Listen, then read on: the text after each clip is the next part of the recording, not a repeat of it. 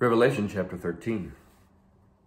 And I saw a beast rising out of the sea, with 10 horns and 7 heads, with 10 diadems on its horns and blasphemous names on its heads. And the beast that I saw was like a leopard. Its feet were like a bear's, and its mouth was like a lion's mouth. And to it the dragon gave his power and his throne and great authority. One of its heads seemed to have a mortal wound, but its mortal wound was healed. And the whole earth marveled as they followed the beast. And they worshipped the dragon, for he had given his authority to the beast. And they worshipped the beast, saying, "Who is like the beast, and who can fight against us?" And the beast was given a mouth uttering haughty and blasphemous words, and it was allowed to exercise authority for 42 months. It opened its mouth to utter blasphemies against God, blaspheming his name and his dwelling, that is, those who dwell in heaven. Also, it was allowed to make war on the saints and to conquer them, and authority was given it over every tribe and people and language and nation, and all who dwell on earth will worship it.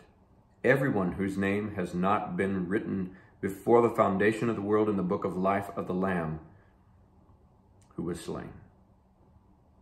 If anyone has an ear, let him hear.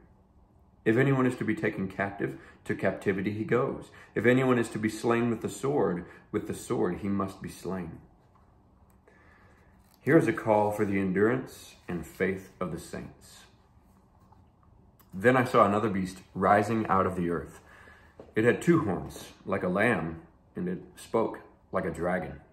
It exercises all the authority of the first beast in its presence, and makes the earth and its inhabitants worship the first beast, whose mortal wound was healed.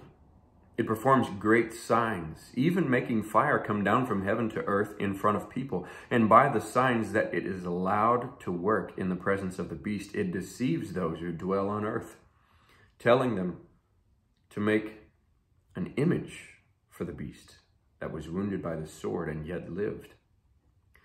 And it was allowed to give breath to the image of the beast, so that the image of the beast might even speak and might cause those who would not worship the image of the beast to be slain. Also, it causes all, both small and great, both rich and poor, both free and slave, to be marked on the right hand or the forehead, so that no one can buy or sell unless he has the mark, that is, the name of the beast or the number of its name. This calls for wisdom. Let no one who has understanding calculate the number of the beast, for it is the number of a man, and his number is 666.